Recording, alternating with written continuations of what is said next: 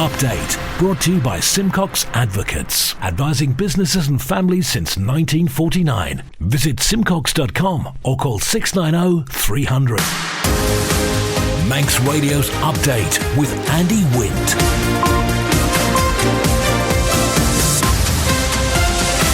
Pastor Mai, good evening. It's 5:30. This is Update for Wednesday, 7th of February 2024 from Manx Radio. 30 minutes looking at the latest news from the Isle of Man. Background to that news and sport and business and Sea-Watch and travel updates and the newsmakers in person. This evening, a new community centre in Braddon and no road to it. Manxcare doesn't have the money for more dentists. What is the future for the former Park Road school site? Ballalocky should be finished soon, and Connor Cummins re-signs for Malenko by Paget. Man Benham for all your business and legal needs.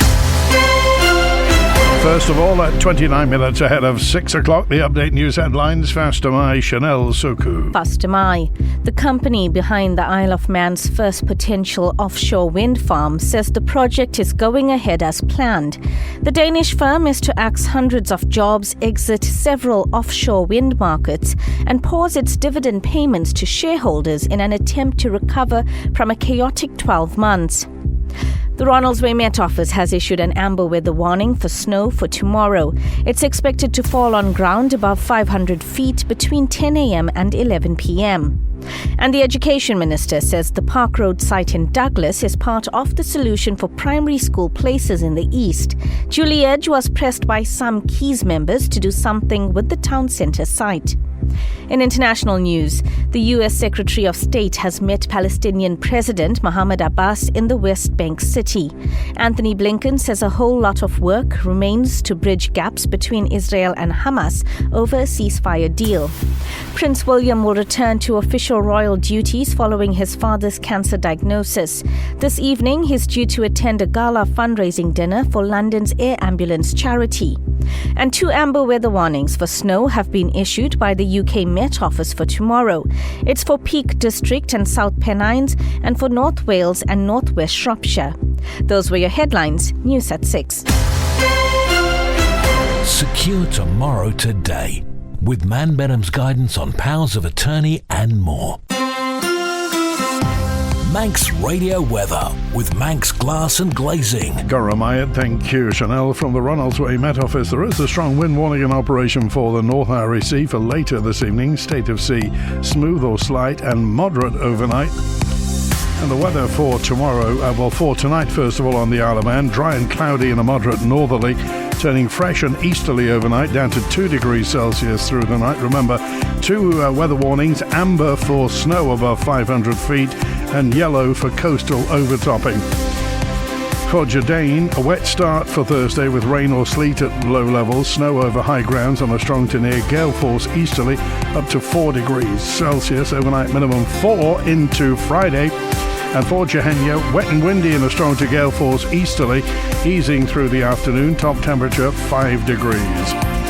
Tides on the way in, high water is at 10 to 10, low water 11 minutes after 4 a.m, sunrise 7 minutes before 8, and the morning high tide tomorrow at a minute past 10. Manx Glass and Glazing are able to offer an emergency out-of-hours boarding up service. Call 491918. A 28-day notice has been issued to Braddon Commissioners by the Department of Health and Social Care over vehicle access to its new community centre, the Roundhouse. The chair of the Commissioners, Andrew Jessup, says it should be down to the DHSC to prove hospital roads aren't a public right-of-way. Our local democracy reporter Emma Draper has been chatting to the chair of Braddon Commissioners. Well, when the issue first came up, it was given as an option that we could actually offer people licences to operate as opposed to a full tenancy. That still is an option, but obviously that doesn't confirm that they have vehicle access rights to the site. And for some of them, that might prove to be an issue in terms of their viability. It just has a potential significant impact on the, as I say, the operational viability of the development. In the press conference, you mentioned that you're seeking legal action or legal advice even over public rights of way. Is this going to be one of the next stages that you take? Well, again, we wrote to them and said that the advice we'd been given is that they couldn't stop the public from driving on the roads because by dedication that the public had been using these roads for well over 21 years. In our view, it's now up to the DHSC to prove that the public don't have a right to drive on the roads and access the roundhouse, as opposed to us proving that they do. But yeah, that potentially gets us into this sort of a round of litigation, which nobody wins. Although in our case, we're having to fund that through the rates. They get free advice from the Attorney General's chambers, but ultimately any costs that we have, that falls then upon the ratepayer, and the irony is the biggest ratepayer in Braddon is the DHSC. Manx Care can't afford to put more money into dental services on the Isle of Man, despite the number of people waiting to go on an NHS dentist waiting list has risen to more than 4,600. So says Oliver Radford, one of the Healthcare Board's directors, who discussed the demand on dental services at Manx Care's board meeting this week. We don't have any eligibility criteria, as people are probably aware. So in theory, the waiting list for NHS dentists could go up to 43,000. There is literally no limit of the number of people who could choose to request an NHS dentist. The NHS within the UK have an eligibility criteria which is quite strict, and I have done a bit of work to just compare ourselves to the UK in terms of what our NHS dentistry provision would be if we were choosing to use the NHS eligibility criteria, and that's would be 18,000 people. So less than half of the people who currently have an NHS dentist in the here on Ireland would have one if we applied the same eligibility criteria. I don't think we're in a situation where we are looking to introduce eligibility criteria here, but obviously it's something that we need to consider, given that I don't think we're in a position as a health system to put any more money into dentistry. So I think we do need to consider with the DHSC how we look to manage the allocation of NHS dentists, but it's a really tricky problem and not something that we as an organisation have the ability to do, because all of the NHS dentistry regulations are under the remit of the DHSC. Update brought to you by Simcox Advocates, advising businesses and families since 1949. Visit simcox.com or call 690 300. The Manx TT competitor Conor Cummins has re-signed with the Malenko by Paget's team for this year's Isle of Man TT races. What's more, the Ramsey Rocket feels he and his new teammate, 16 times TT winner Ian Hutchinson, have every chance of competing at the top this year. I feel really good about it all, to be honest. I took my time over winter just to really understand what I wanted to do, what my goals were, and with a few tweaks here and there, we've come to an agreement and I'm back on board for another year, which is now my 8th year, so I'm really happy about that, and I want to go and try and win some races. Clive, he's really open and really accommodating, so I thank him for that, and I thank him for obviously giving me another opportunity to be back with the team. As I said before, I took my time making some big calls really, and want to be in a good place in my head to know that I can still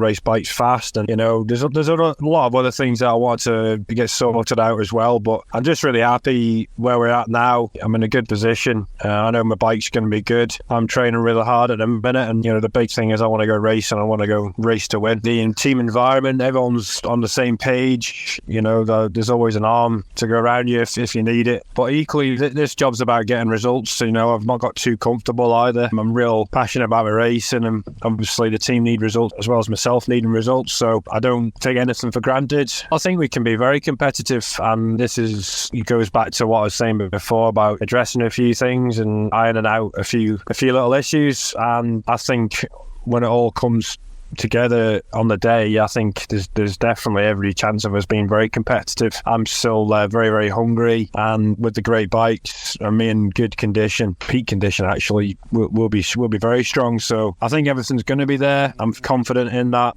and there's every chance that we can be successful. Pressure's being put on the Education Minister to make a decision over the future of the Park Road site in Douglas. The school that was there closed 11 years ago and then was demolished. Doug Douglas MHK's David Ashford and Joni Farragher say it's time for action. This has been kicking around forever and a day now.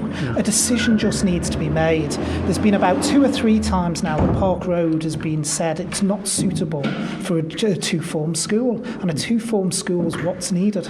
Joni Farragher, you say that the locals are complaining that it is making life unpleasant having a brownfield site there. Yeah, well, absolutely, and as you can kind of appreciate, really, it's not very pleasant. It is a brownfield site in all of the worst sort of, it's got a lot of demolition materials, etc. around there, so it's not pleasant for the locals. And I think, as Mr. Rashford was kind of hinting at there, we are getting the impression here that the department doesn't know what to do with it, but doesn't want anybody else to do anything on it either. And that's, it's been 11 years since demolition of the former school there.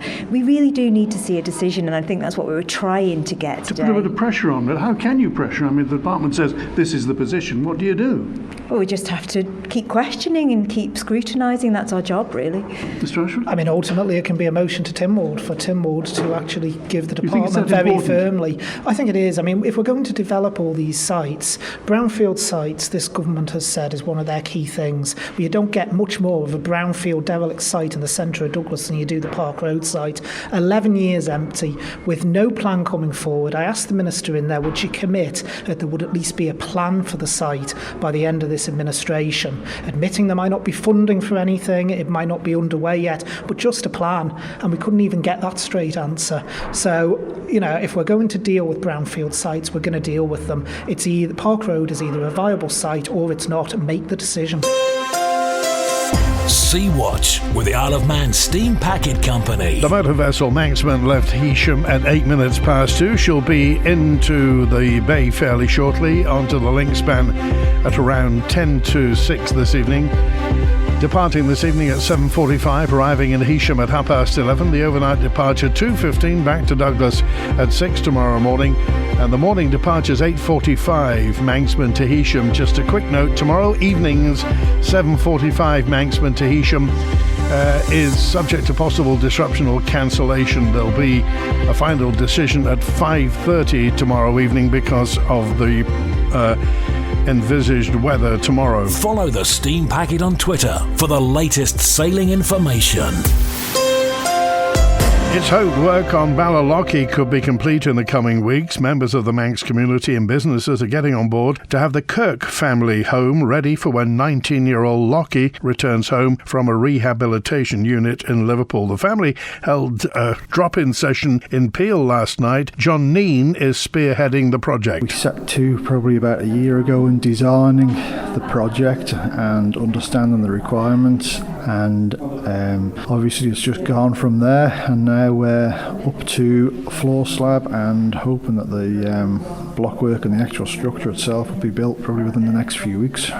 When I obviously talked to Dan and Lauren, they didn't know what they were going to do. And I mean, that's my job, I'm from a design background as well, so I could see and understood what had to happen. And then it was down to how are they going to pay for it, because I also understood how much this was going to cost, and I don't think I've ever mentioned a figure if it was a contract to them, because it was basically I've scared them not to do it. So I understood what was required, understood how to get there. So, but as I say, the support from local businesses has been absolutely unreal. We've got people ringing us up and emailing us daily to offer help. We started 2 weeks ago now, so we've taken all the groundwork is done. We've got 300 tonne of earth taken out, the foundations have been dug, the foundations have been poured, the bricklayers are in now getting the thing up to floor slab.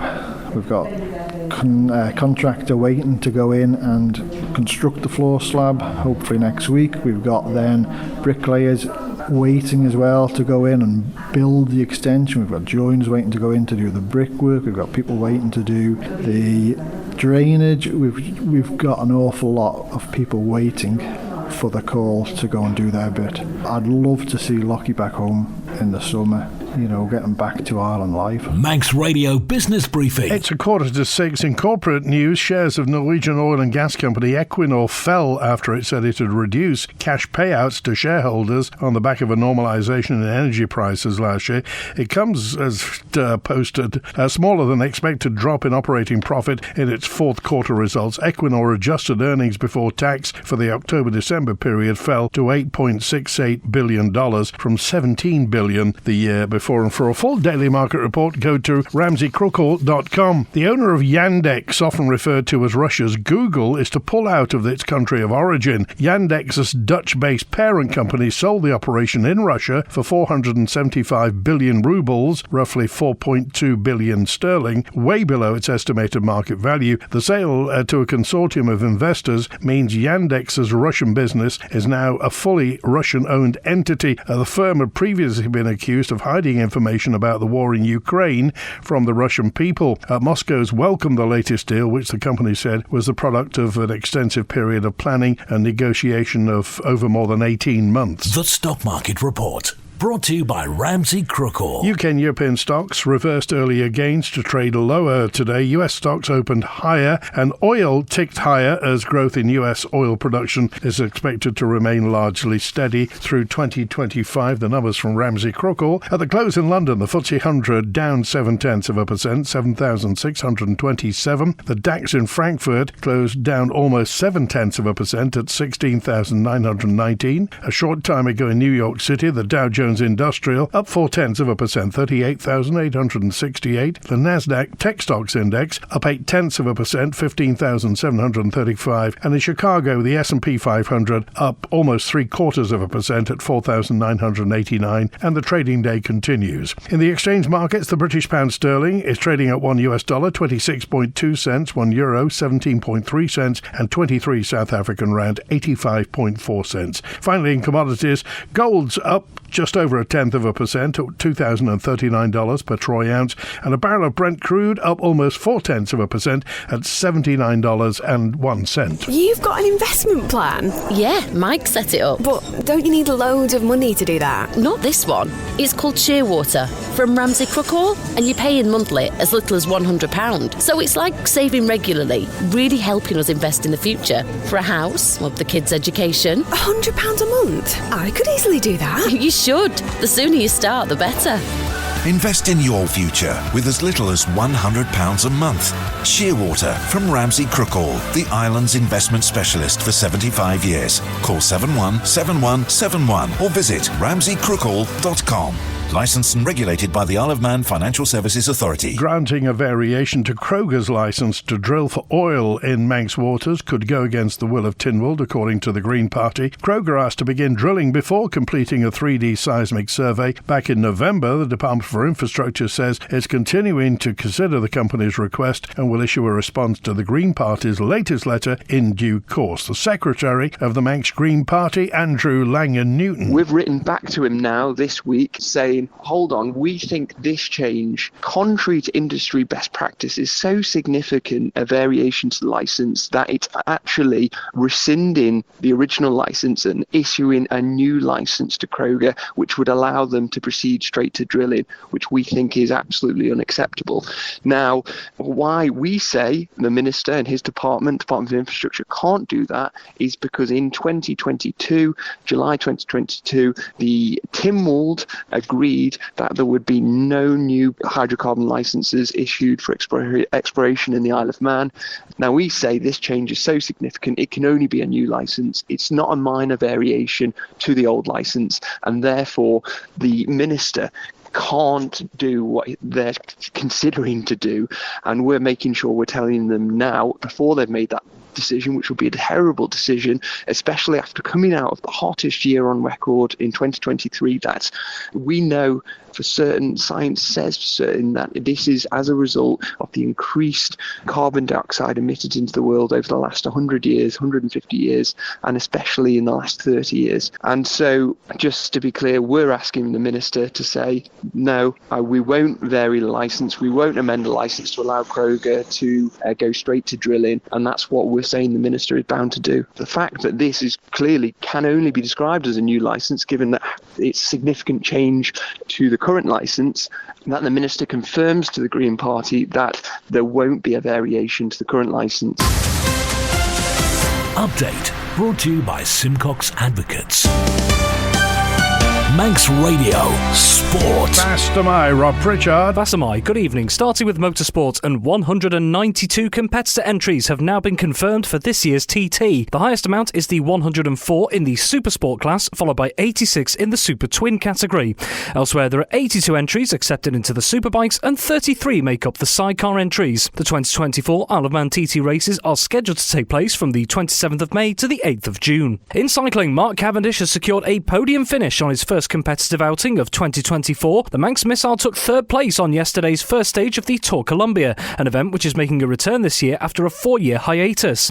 Elsewhere, Movistar team's Fernando Gaviria won the stage, whilst Italian rider Davide Persico took second. Speaking to the Astana Kazakhstan team media after the race, 38-year-old Cavendish says it was his best debut race for a few years, and the strength of the team was evident. The second phase of the Tour is taking place now, with the frontrunners expected to finish just before 7 p.m. UK time this evening. Sticking with cycling, and Isle of Man pro rider Max Walker has joined the development team at Astana, Kazakhstan. The 22-year-old becomes the second Manx competitor to be part of the outfit this season. As well as being part of the development team's campaign, it's expected Walker will also get opportunities to race for the world team later this season. Speaking on his latest venture, Walker says it's an honour to join such a prestigious and well-established group, adding he can't wait to start getting experience at World Tour level. What's more, he describes the prospect of training and competing alongside Cavendish as an incredible bonus and privilege. And finally, in football, 4 now remain to battle it out for this year's Isle of Man Under-18s FA Cup, with the semi-finals taking place at the Bowl tonight. First up at 6:15pm, Jims face a tough task up against Under-18 league leaders Ramsey, before third-place Corinthians take on Laxey at 8pm.